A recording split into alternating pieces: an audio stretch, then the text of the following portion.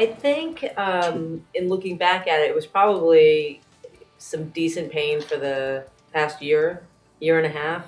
Um, but I'm used to sort of living with pain from just some of my sports injuries in the past. So I think I was just going to tough it out. But I think the last 6 to 8 months when my sleep was starting to be hindered and just normal day-to-day movements were I was really feeling it, and my groin was really felt like I had a good pull in my groin, and then I was being affected on my bike, and I ride a lot, so to every day just have it hurt, I realized, okay, you know what, I better go have this looked at. A friend of mine had actually the similar surgery, and she was explaining some of her symptoms, which sounded an awful lot alike to what I had. So I'm in the fitness and fitness industry, and kind of knew my body and knew what I needed to do to make sure it wasn't just a normal muscle pull. And after I sort of went through that process, I realized I needed to seek a doctor to see what was going on. I was getting shooting pains down the side of my leg and down the front of my quadricep, and it would even be on a light spinning ride where I wasn't going at a strenuous pace, and that would really hurt.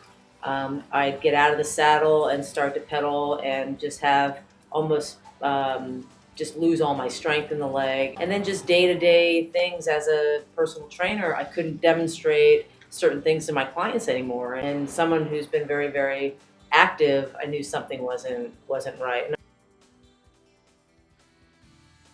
for me, one of the things that the physical therapist, I think the protocol is to make sure that the muscles that are surrounding your hip area are strong.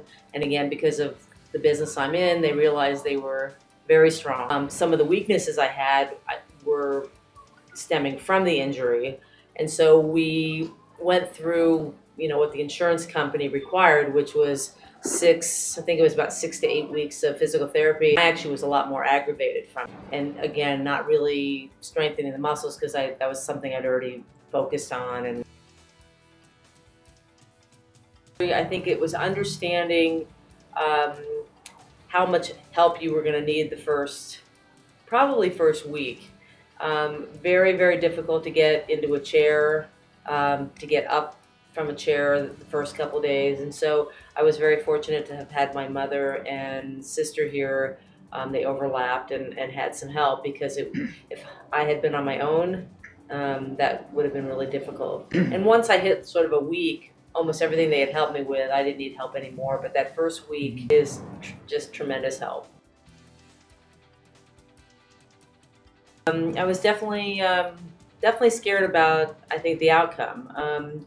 I knew my body and that I eat well and that I usually recover pretty well, but I wasn't quite sure, okay, am I going to get back on my bike and be able to race the same? Am I going to be able to run around and still beat my kids in basketball? Especially because that's my livelihood and that's my business. I train a lot of athletes, and if you can't demonstrate what you want them to do, I felt like, okay, who I am and what I offer, my service is going to be diminished because I can't even show them anymore. And so I definitely had some anxiety going into that. At week 8, I think I was 2 weeks or a week and a half off the bike, that I decided to get on the bike a little bit and see how it felt. It's been, I think, 2.5 weeks now, and it's unbelievable how good it feels on the bike. And I'm not pushing it too hard, but it's pretty awesome how wonderful it feels. Every day it's getting better.